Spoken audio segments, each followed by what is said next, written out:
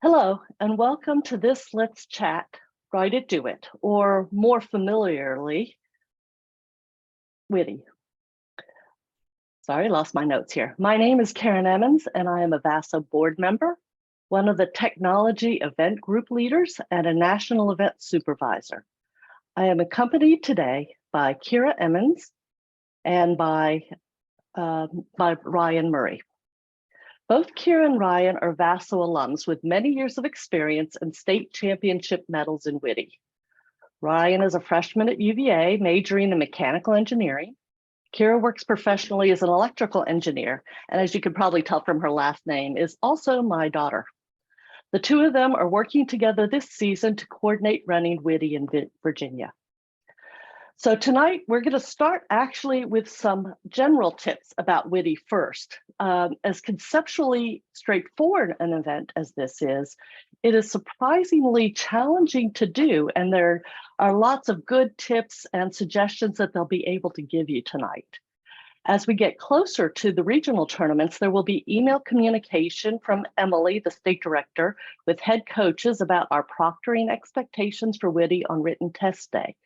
We're going to attempt to give highlights today of what will occur then, but coaches, it will be very important when the time comes to carefully read those instructions. As we get going, I encourage you to put your questions in the chat, and I'll keep an eye on them to make sure that they get asked. Finally, this is being recorded and will be posted on our YouTube channel and on the appropriate event page on our website. So I am being reminded that I have not even turned my camera on. Thank you, Kira. All right, so I'm going to spotlight myself, spotlight Kira, and spotlight Ryan. There we go. Kira and Ryan, thanks for joining tonight. So Ryan, would you start with a very quick description of Write It, Do It? Ryan, you're muted. Sorry about that, thank you. So Write It, Do It, pretty simple. There are two roles, the writer and the doer. The writer will have 25 minutes to observe complex arrangement of objects and describe it on paper. After time is called, in a separate room, the doer will receive both the paper and the scrambled objects, and they will have 20 minutes to recreate the original arrangement. How is it scored?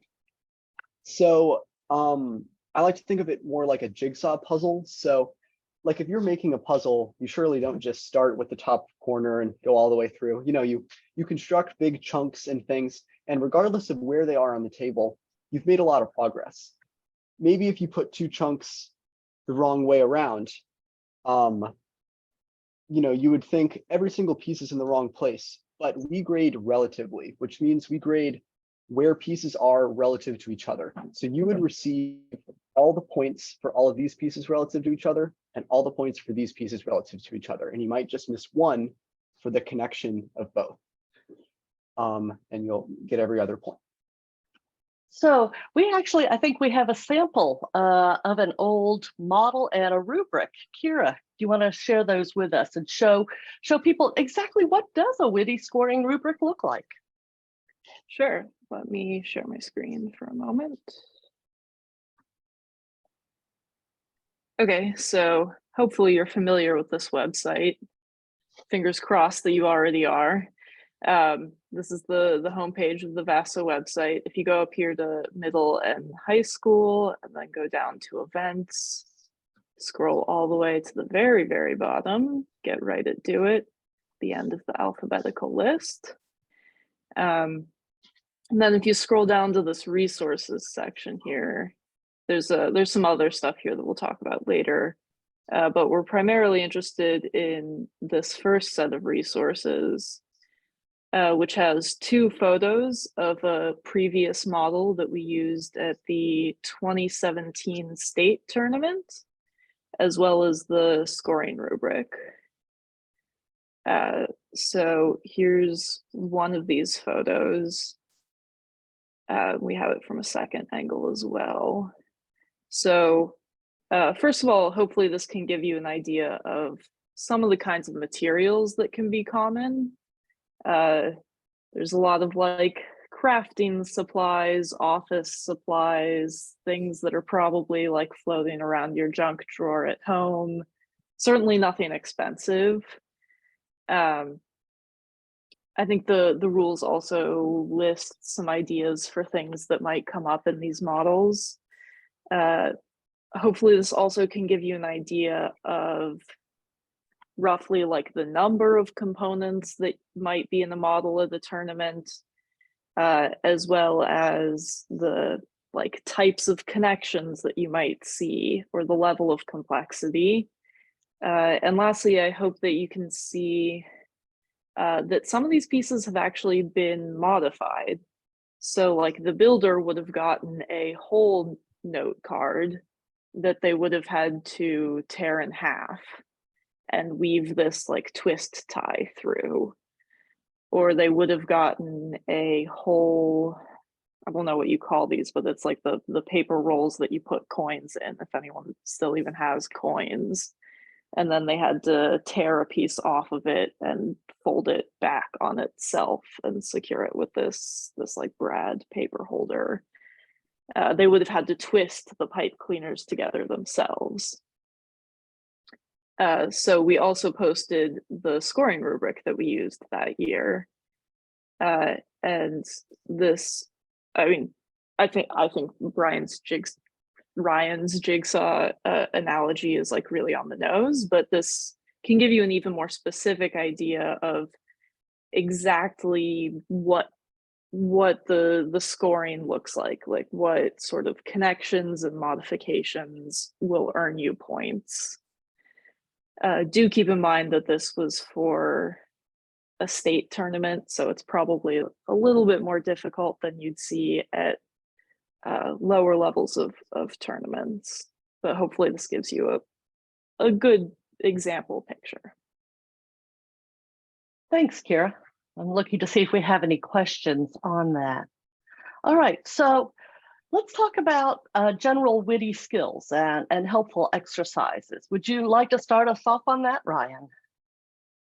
Sure thing. So the most important thing is just keep practicing. You know, it's pretty easy for the writer to make a test themselves, write it, and then just have the builder build it, and then just go over the results. For me personally, in high school, doing this event, just repetition, and then especially the conversation afterward about like, hey, I wrote this way. How did you interpret that? Or what is a better way I could have written this connection between these two pieces? Kira, do you have anything to add to that view? I certainly agree, like just keep practicing. I think we're going to list a whole lot of various tips that we have, but ultimately you just have to figure out what works for you. I recommend not having the writer make their own model. That might be easiest in some situations, but if possible, try getting like a parent, mentor, coach, someone else, or just like another teammate to make something for you. Because I think a lot of what can make this event difficult is not quite knowing what it is that you're looking at. Or like if you're the one who's made it, you'll save a lot of time because you already know how to put it together instead of having to figure that out in your time. And along with that, I think practicing the event to the timing in the rules is really important, because a huge factor in this event is the time pressure, especially for the writer, but also for the builder. I would imagine too, it's important to learn how to describe a piece that you don't know what it's called. Just like Kira, you had to try to figure out how to describe the coin roll. You didn't know what the official word for that was. I think one year we had a curler in there and we had kids that didn't know what a curler was, because that's kind of an old-fashioned thing. So learning. So if you've built it yourself out of pieces, you know what they are. It's much easier to describe it. So I think that's a good tip also. What other tips do we have, Ryan? I know we have a whole slew of them, so. Do we want to go into like specific tips for the writer, like how you might structure writing, or do you think we'll get to that later? Well, let's go ahead and well, I think we are there other tips that are important for both the builder and the writer. Like I have a sense that maybe, it's important to practice both, right? Yeah, that can help. Especially just knowing what it looks like to have just your writing, and like if I only had this writing, what would I do? But I think a big part of this event is it really is open-ended. And I've talked to other people who competed at this event from other schools and teams, and they do quite different things. I know that some groups try to make a whole abbreviation system or kind of their own language as to, how directions are establishing a coordinate system, and really just whatever works well. For an event with 2 people, you really have to mesh, because that communication between you two has to just be perfect on that day of the competition. So whatever works for you. what Agreed. was for Ryan? I Oh, I'm sorry. Oh, ahead, sorry. You had mentioned practicing both ways, and I know people differ in opinion about this, but personally, I think it's really important to always practice both writing and building, even if you already have a strong sense of which of those 2 roles you're going to have in tournament. I competed in this event for 7 years, and even all the way through that 7th year, I was practicing both roles, and I found it incredibly helpful. Because just the only way to improve your communication is to get a better understanding of what it's like to be your partner, I think. So you have to develop a language. Kira, what were some of the tips about, how did you say things on top of, or how did you label how things were set out? Yeah, learning to think in 3D is often, I think, the first hurdle for new students in this event, particularly when I've trained new students. One thing that comes up pretty quickly is, say they have like 2 objects sitting on a table in front of them. They'll describe one of them as above the other, and then their partner will go, above what? Above is in this direction and there's nothing to put it on up there. So that means you have to have different words for this direction than you do this direction, then you do this direction. And being able to functionally think in all 3 of those at the same time can be a bit of a challenge for students. People come up with different names for those directions. I tended to call like this way north, towards me south, and then east and west. Some people do left and right. You can give it whatever name you'd like to, but you have to have different names for those directions. Ryan, what about you? Yeah, absolutely. I had kind of a similar system where, you have front, back, top, bottom, left, right. And whenever I talked about one of those sides, I would use all caps. So if I'm trying to describe something like on the top edge of a cube, I would say from the top view, and top is in all caps. So I'm looking on top. From the top view, it is on the top of this piece. So you would know, look on the top view, now it's on the top of this piece. I don't really want to generalize, but there would be a lot of tests that would be centered around a plate. And in that case, I would usually use like a clock. Like I would say, like, this is facing the 3 o'clock direction, or place this on the edge of the plate at 9 o'clock.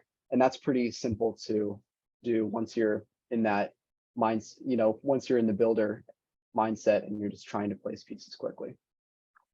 Agreed. And I think in the example that I showed earlier, that model was built around a plate. It's also really common to see like bowls and cups.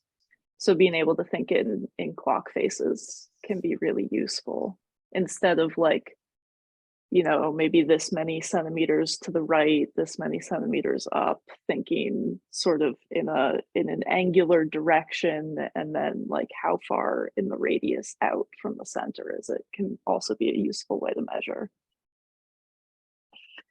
Well, and that brings up a point about making sure that people can estimate distances and sizes well. So that Yeah. sounds like a very important skill too.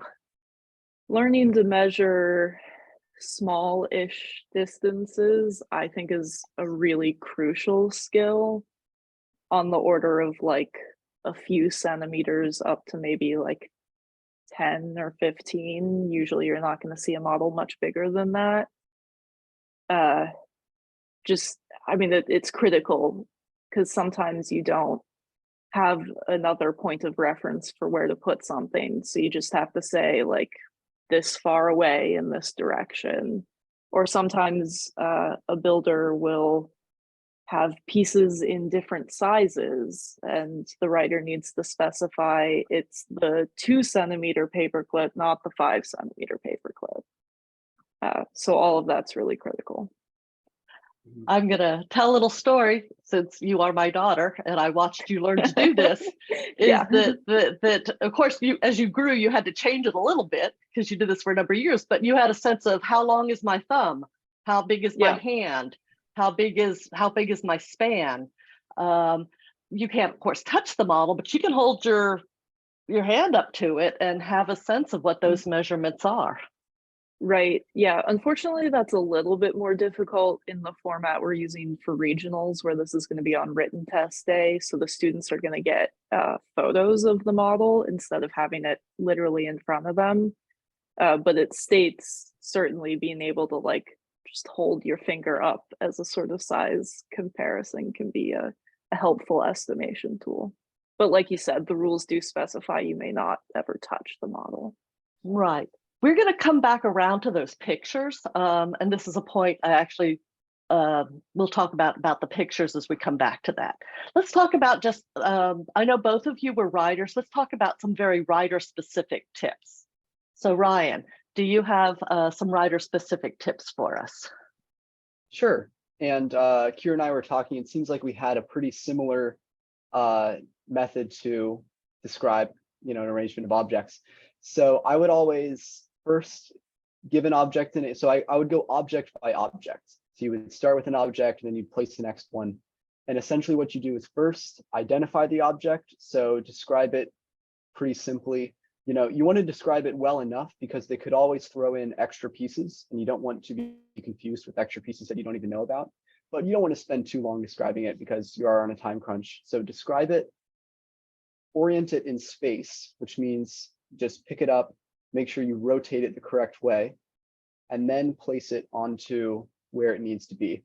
And if you just always identify, rotate in space, and place on where it needs to be, then you should be able to map out every piece of the puzzle. Yeah, agreed. That's, like you said, that's also how I used to write. And I think one thing that helped me was to like assign a number to each piece, or like a number to each step. I do like one piece per step. And then that way I could like refer back really easily to just like piece number 3 without having to like repeat the whole description of what that piece was. That's pretty good. Yeah, I would try to, thinking about it, probably numbers would have been better. I would always make up silly names for things, like if something looks like cheese, I would always call it cheese in all caps. So whenever you see that, then you know where to go back. But yeah, I just feel like numbers, you might get one number off and then that can throw off the thing, but yeah. Yes, that can happen. Or sometimes I'd realize I missed something and I'd have to insert like a piece 3.5. You end up drawing arrows like actually go down here and then go back. Yeah, but I think following that, like trying to break your writing into chunks, like individual steps of instructions, is a lot easier for a builder to parse. I'll never forget the practice where my partner turned to me and was like, Kira, can you please just like put some commas in it? Like it all runs together. So breaking it into components is really helpful because again, when you're under time pressure, it can be easy for a builder to like miss a piece. I think even skipping a line between instructions to break it up. Right. Yeah. I've judged this event a number of times and I've seen writings where it's just written as one gigantic paragraph. And I don't know how a builder stays stays where they are at all in something like that. So that helps a builder read it really well. Where do you start? How do you figure out where to start on the writing? Well, one strategy can be try to see where you think the most points are. Like, where are the most complicated connections? Um, uh, but sometimes that can be difficult to know. Like, you don't see the rubric while you're competing. Another thing I highly recommend is go bottom to top. It's a lot easier for your partner if things aren't floating in space and then they have to put things underneath to support. So sometimes you think something will stand up and it doesn't, and that's an extra wrinkle for your partner. But generally try to create something that'll stand up. Yeah. What about you, Ryan? How do you figure out where to start in your writing? Yeah, I think it was said pretty well that you want to imagine building this in your mind. So like choose the big bottom piece first, because you can't start from the top and go down. In Kira's explanation, I think there is an important part there that even though you don't know what the rubric is, things that look important tend to be important points wise. And you're kind of playing a points maximizing game. You know, I've seen tests where the winner gets like 55% of the points. And, you know, sometimes you need to know when to just cut your losses or not describe part of it because you know you want to have enough time. Go right into the meat of things and try to have your builder just put the most pieces on, because there aren't any negative points in this. If you put all the pieces on, even if at just the last 3 seconds you just put a couple more pieces on, you could get 1 or 2 more points. Let's talk about a couple of the really common items that are used that are hard to describe. Paper clips. Did you have any hints for how, I mean, paper clips can be unfolded and retwisted. Do you have any, or hung on things? There's a lot of things you can do with it, or, you know, put onto pieces of paper. A lot of things you can do with the paper clips. Any tips for, quick tips for how you wrote about paper clips? I mean, we could spend a lot of time talking about specific parts. I think my main recommendation is just maybe when you're practicing, maybe you have like a weekly practice session set up. Each week, like introduce a new piece and spend a little bit of time at the top of your session just discussing with your partner what you want to call things.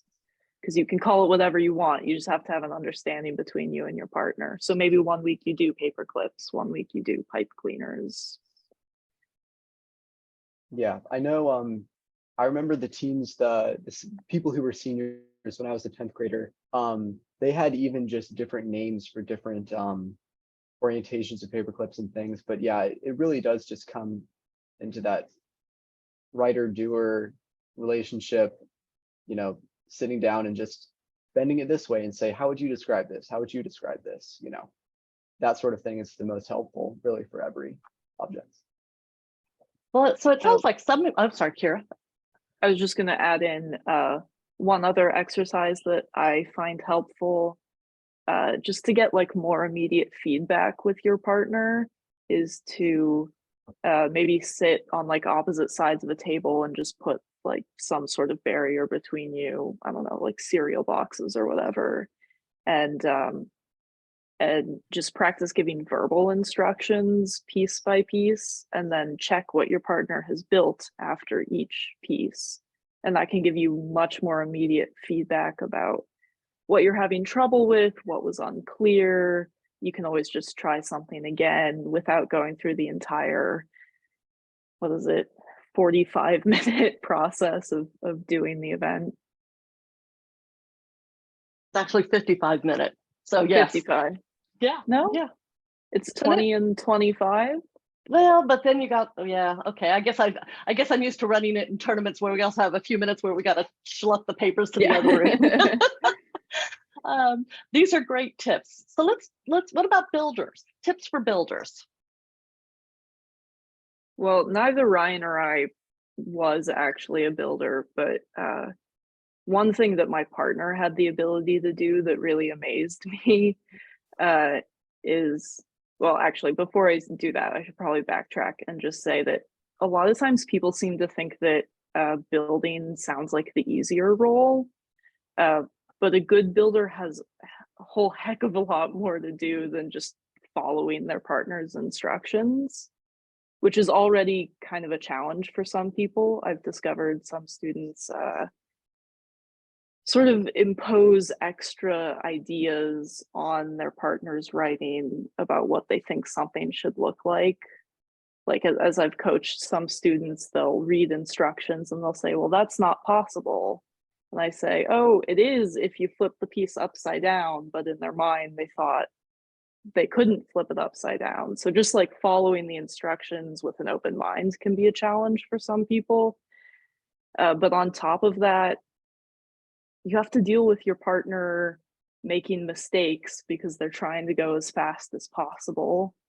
You have to deal with getting extra pieces put in your bag that are there strictly to confuse you. You have to deal with sometimes gaps in information that your partner is going to leave out, and you have to make your best guess about how to fill in those gaps.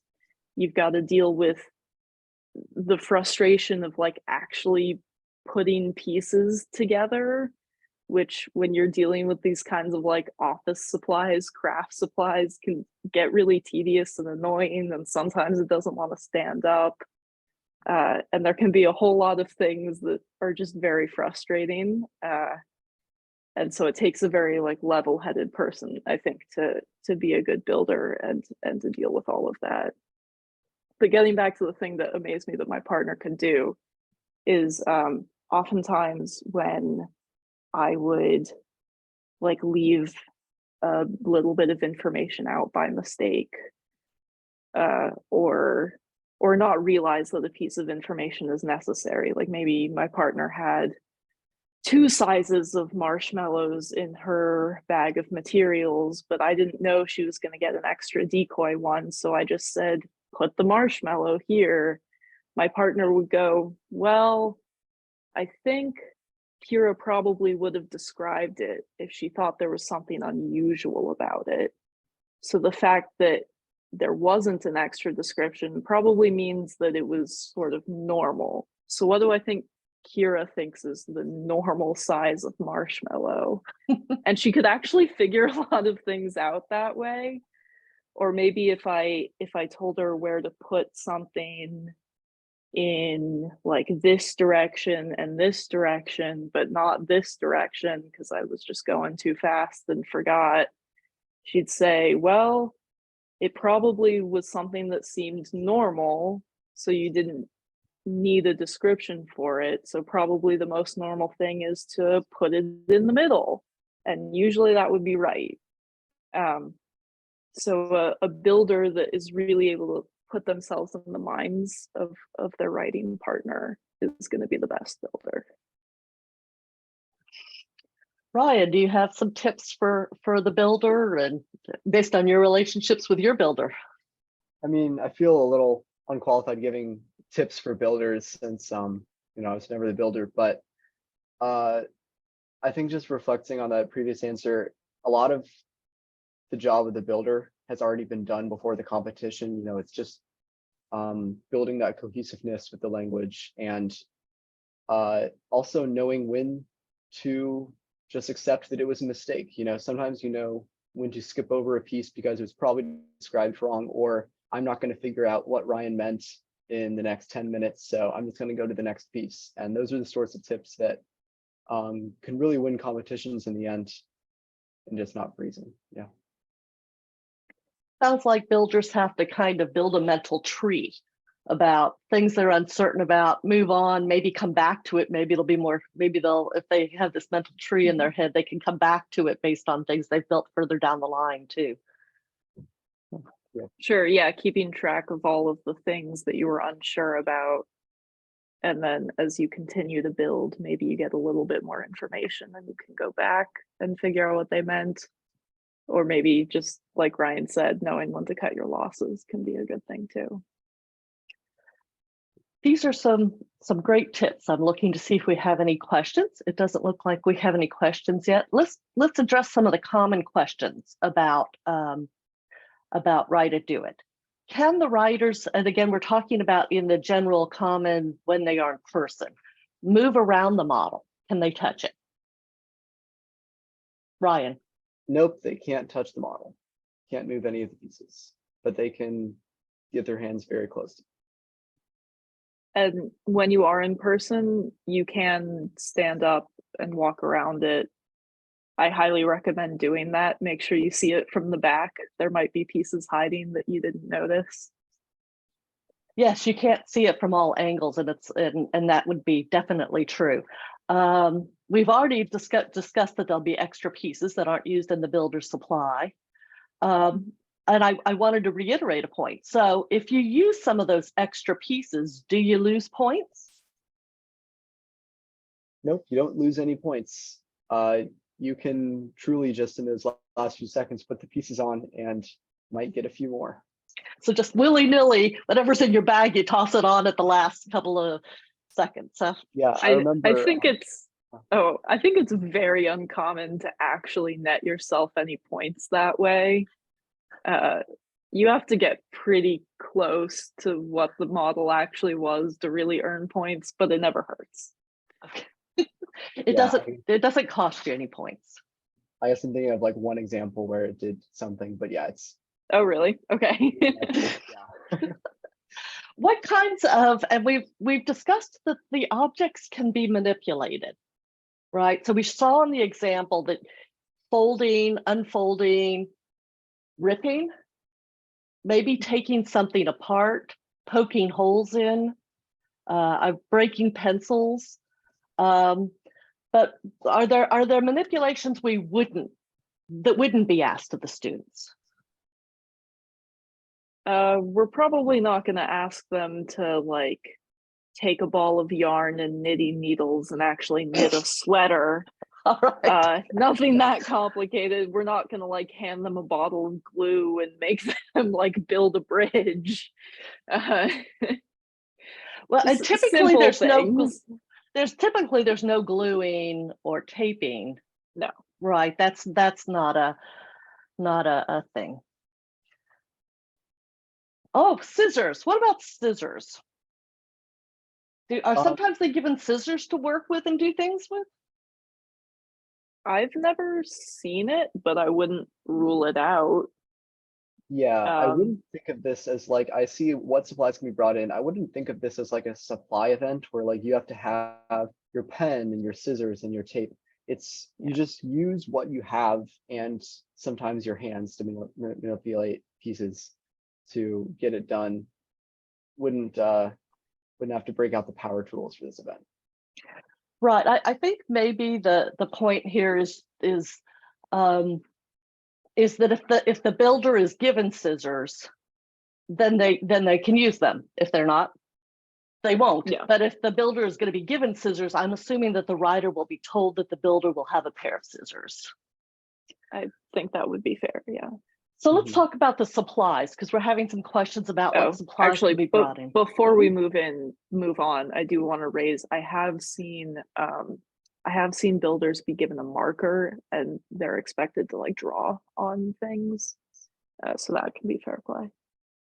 But again, I would assume that some information would be given to writers that these markings are already on the objects or they are not already on the objects. Probably, not necessarily. Not necessarily. Okay. So what supplies does the writer bring in? Just a pencil or a pen. Not even paper, right? The paper's handed to them as well. Paper or pen. Okay. What supplies does the builder bring in? Nothing. Nothing. Okay. Any other questions on supplies that the writer or builders have? Okay, good. Did someone raise their hand? Yes, I see somebody's hand raised. Thank you, Kira. So, Kiran Maui? Yeah, hi. My name is Kiran. So I have a question. Like my child is participating in the tower building event coming this Saturday. So in the instruction, there is a mention of having a written test, but I don't So see anything particular for that.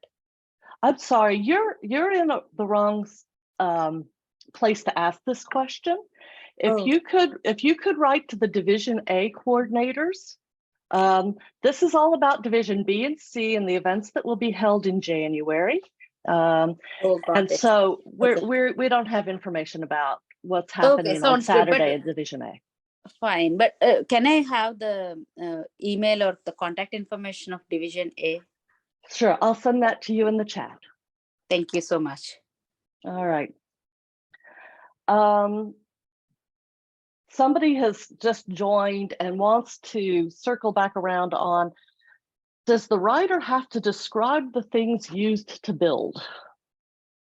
So can you just go a little bit about what you write in an instruction again? Well, to answer the question specifically, the writer does not know what materials their partner is going to be given. It's common practice for the builder to be given extra like decoy parts. So it's important to give some description for your partner about which piece to pull out of their materials bag. Okay. Great, thanks. And there's been some wonderful tips, Elena, earlier on, and so I would highly recommend you watch the video to hear about some of those tips as well. Let's move on a little bit about what to expect at regionals. Remember, in Virginia, this event is being held on written test day. That means then that it will be held at the team's schools, proctored by coaches. So let's talk about and somebody's asking, do you know how a virtual WIDI event? Well, this is what we're describing. We're talking about what will happen at the regional event. So let's talk about how that will happen. They're at their school. What will the writer? How will the writer get information to know about what to write? Ryan? Sure. So the writer and doer will already be in different rooms at this point. The writer opens their Scilympiad test and they will see either embedded images or a pop-out PDF of images of the object from different points of view. And we'll make sure that they can see every single object in these various images. And that's really about it. They just have these photos that they can scroll up and down through and write for 25 minutes. Okay. And then the builder will be in a different space. And what will, how will the builder get their parts, their bag of parts? So we will be providing a list of parts along with photos of what we're using to coaches roughly like 3 weeks in advance of written test day. And the coach will have to obtain those materials. And it will be important that the coach only gets those materials and that the students not ever see the materials or the list, correct? Yep. Yes, okay. All right. Now the writer's going to open up Scilympiad to get the information. Is the writer going to be writing in Scilympiad? Kira, you want to take that one? Sure, let me share my screen again. We'll get back to the other stuff that was on that. This is the Write It, page. Do It event page on the VASO site. Sorry. Here we go. So we're back to the event page. We've got this section of clarifications. Hopefully you all have already been checking for clarifications in all of your events and already noticed that these were here. So the second one here is just specifying that even in the virtual environment, we expect students to handwrite their instructions on paper. You may not type them. They're not going to be typed into Scilympiad or anything like that.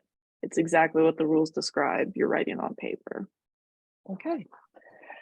So the paper will be handed, the paper and the bag of items will be handed to the builder. The builder will build it. And then how will we all manage to score it? The students, potentially with the help of the adult that's proctoring them, will have to take several photos from different angles of what they've built and submit that to us. We'll provide a link to a Google form where they can upload those photos. They'll also be uploading their writing too. Correct? Yeah, we'll ask you to either take photos of your writing or scan it or whatever's convenient and upload those along with photos of your build. So all of that will be uploaded and it will be graded then on our end. So the coach will not be grading the model or anything like that. Correct. Or the build. Let's put it that way. Yeah. Now we have another clarification. Is there a time limit for uploading this information after it's completed on written test day? So we generally expect you to just be uploading in a timely manner, sort of as soon as you're able to. It probably will only take you a couple minutes. We have modified the scoring tiebreaker, which is the other clarification that was there. Let me share my screen again. This one. So the rules say that that the time that the builder takes is the tiebreaker. So if they finish early, that can help them in the case of a tie. Just to make things a little bit easier on proctors at our written test day, we're not going to be asking them to like record a time for their student and send us that information. We're just going to use the timestamp on when the photos are submitted to us, which should be approximately the same as the time that the builder takes. And so hopefully that's also an incentive for you to upload promptly. Indeed, you don't want to be sitting around on this. And I know that might be stressing people a little bit. There is a VASO practice period with Scilympiad that will happen before written test day. So that period will be in January. And there will be a practice WIDI in there, and including like the whole upload and everything. So you can troubleshoot all the component pieces of how do we get these pictures? How do we get them uploaded? How is the Wi-Fi to upload the pictures and the writing? You'll have a whole chance to practice that and make sure that goes cleanly. And I'd also just like to stress that, well, last year we provided a proctoring guide to coaches, and that will happen again this year. And Write It, Do It will have its own whole section. And that will be given to head coaches well in advance of the tournament to look through thoroughly so they feel prepared. Right, we're giving you a very general idea, and there was some very specific information giving. I'm seeing a couple of questions. It says, when you say the coach gets the supply list to acquire, do you mean the parent coach for the individual team or the school rep? One of those two that can keep it quiet and away from the kids and has nothing to do with the Write It, Do It event. Right. Well, we will send it to the person who is registered with us as the school's head coach. Who they choose to send it to is up to them.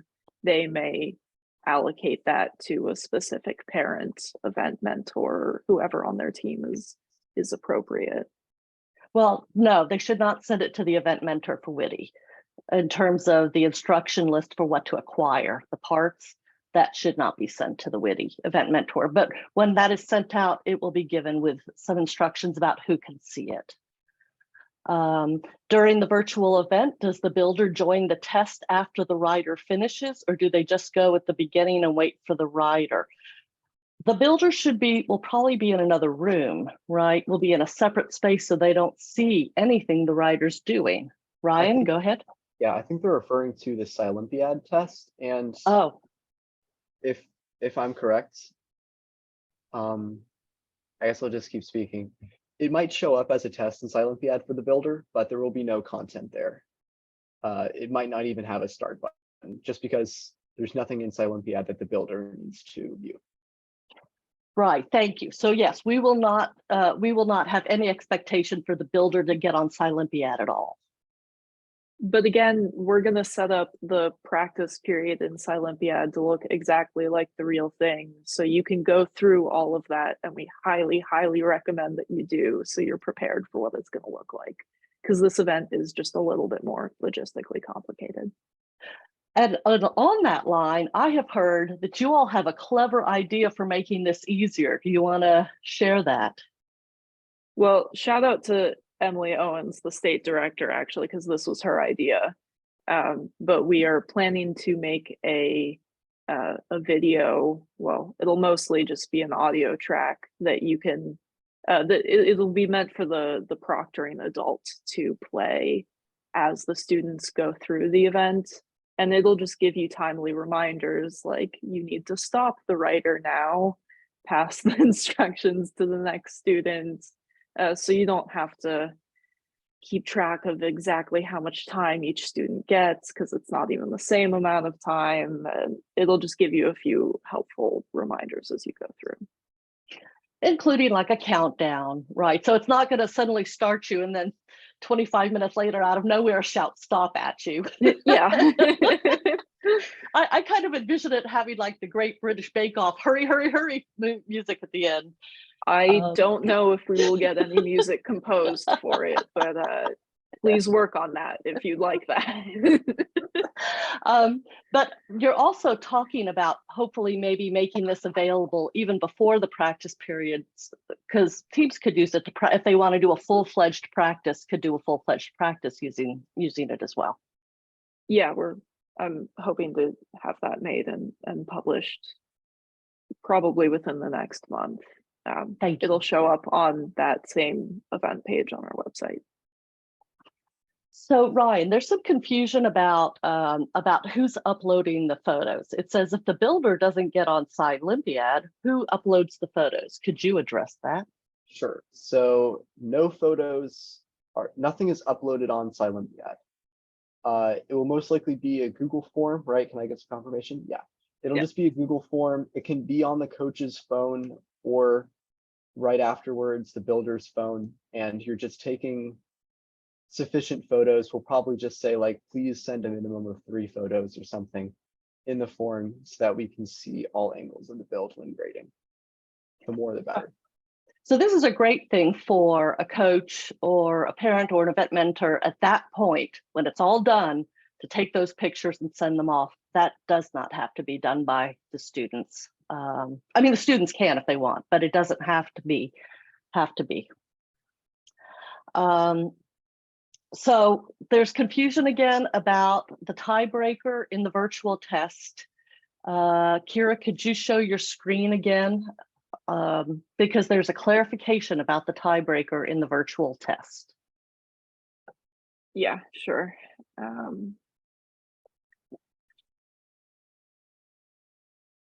Right. So this first clarification of the two addresses that. We've modified the tiebreaker just for the regional level tournaments in Virginia, because we have this virtual written test day format where you'll be at your home school instead of in person with us at the tournament. Instead of using the time of the build phase, like the rules say, we've modified that. So we're going to use the timestamp on the form that you use to upload your photos.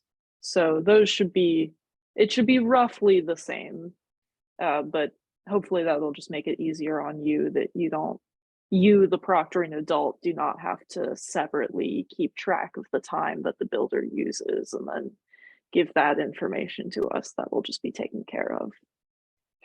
So this is another reason for you to practice taking the pictures promptly and uploading, to do that practice in the practice Silympiad period. I'd also just like to throw in, though, ties are not super common in this event, especially at the top range of scores. They're not common. So don't get yourself too stressed out about just the tiebreaker. Right. But a Google form puts a timestamp on it. So that's the information that will be used. Let's see if we got any other questions. Good, this has been very helpful. Let's talk about penalties for a moment. Ryan, can you talk about the main penalty? I mean, does Write or Do It have any penalties? So one that comes to mind is just you can't draw any diagrams. This can be as simple as just like drawing an arrow that points up to signify the up direction. We consider that a drawing, and you will be penalized in some way. And of course,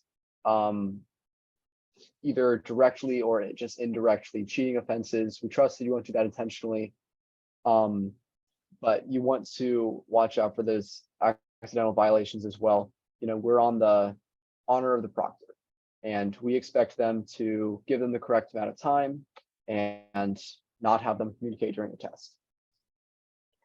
Let's back up for a minute and discuss the diagrams for a second. So, because that went by fast, and maybe we want to think a little bit about it. So, Okay. so there's whole pictures, and then there's just like component pieces. Correct? Yeah, the rules make this distinction between drawing the whole diagram or drawing the whole model and parts of it. But either one is bad. Don't do either of those.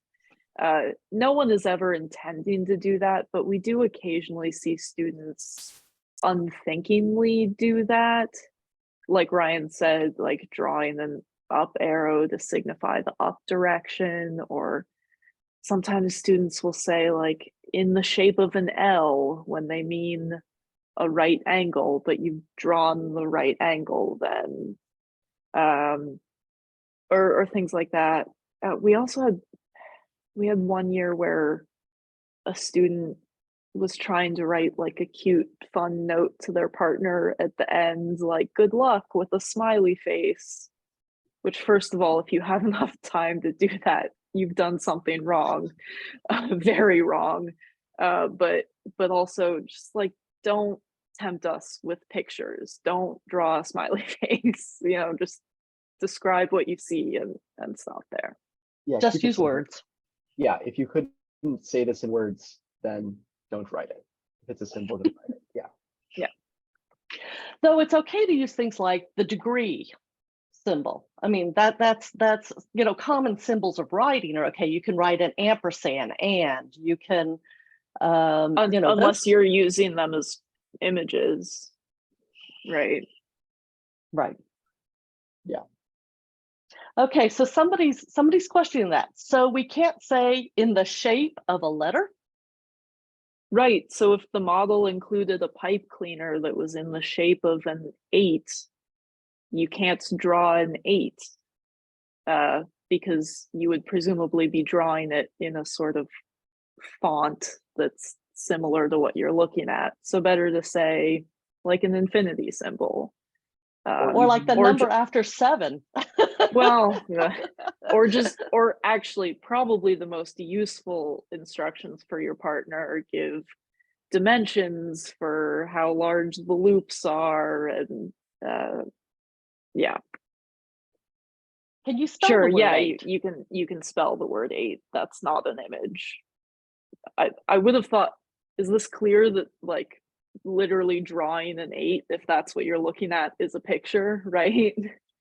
Right. So you can write the number 8 if it's like the 8th direction, like you're numbering your instructions 1, 2, 3, 4, 5, Yeah. 6. But if you say shape this pace like an 8 and you write out 8, you've drawn a picture of what you're asking the student to make. If you ever take the pencil and make out the motion of what you're describing, that's incorrect. That's the distinction. And this is why we're also asking you to upload images of your writing in addition to images of your model, because we just have to do a quick skim through to make sure you haven't done this. Any other questions on that? I'm glad that somebody caught that. I knew that went by fast, which is why I wanted us to discuss it for a minute. Yes. Okay. So even if you're drawing a letter on the paper, you can't just say, write the letter. I think I don't think they're really asking. understand. I think if it's like somehow part of the build, it's like a piece of paper and there's like the letter A written on the piece of paper, and you would presumably take a marker, like the builder would take a marker. I feel like that's a really specific circumstance. I know that we discussed that could be the case where they're given a marker and they're writing things, but I don't want to say that it wouldn't happen, but that just would be irregular. And also what we were talking about where you could be given scissors to cut something. I can't even remember a time seeing that. That would be pretty irregular. So yeah, I wouldn't think about it too hard. Is it safe to say we won't tell you to write something with a marker? I think we would be asking for this kind of penalty at that point. I have competed at tournaments where my partner was given a Sharpie and expected to draw like snowmen and snowflakes on the plate, but never words.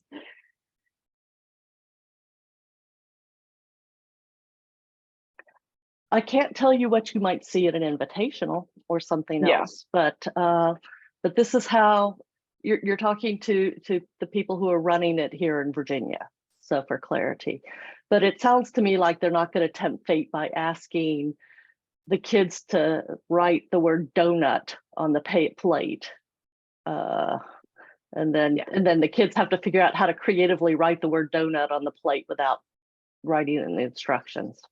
I think if we did that, we'd be disqualifying half the teams. Right. So they're not going to tempt fate with that. So hopefully that makes that a little clearer for everybody. Yeah, there's all these tricks about write it, do it that you don't even realize that are this event's a lot trickier than it appears on the surface.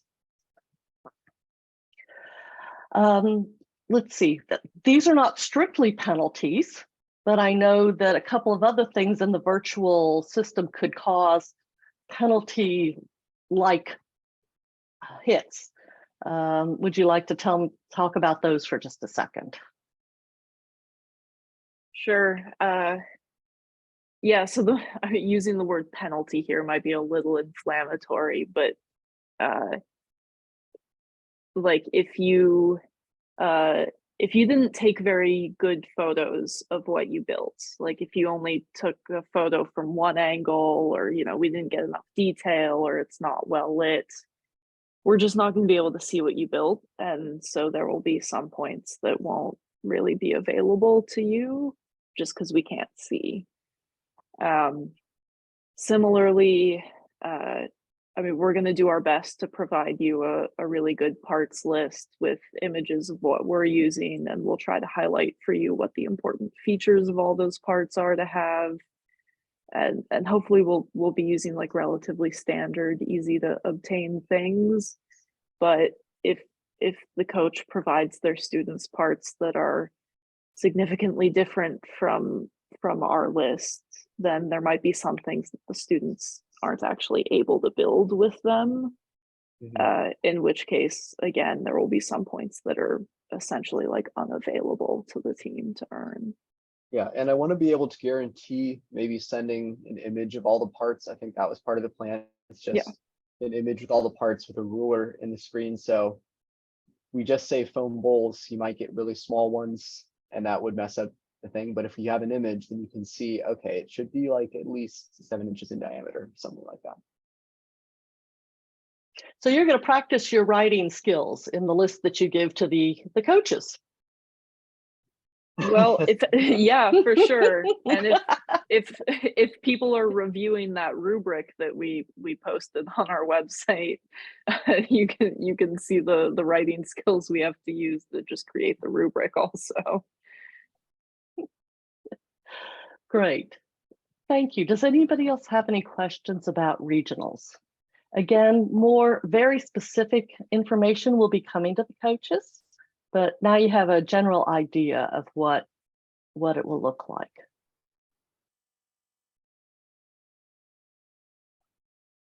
All right, then 2 minutes. Ryan, states. Anything you'd like to say about states?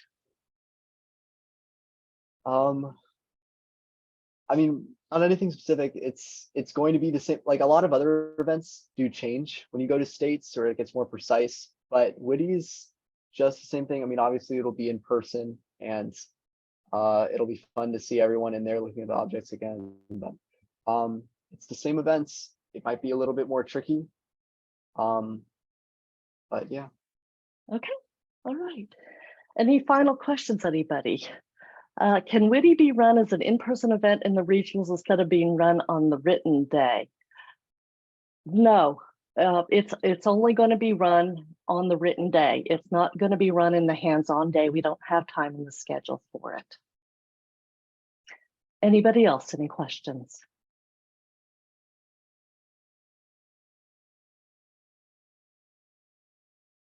I don't see any. I want to thank Kira and Ryan so much for your hard work on this to make it accessible to everybody so that we can manage to have it at both regionals and states, and for joining us tonight to answer questions about it. Have a good night, everyone.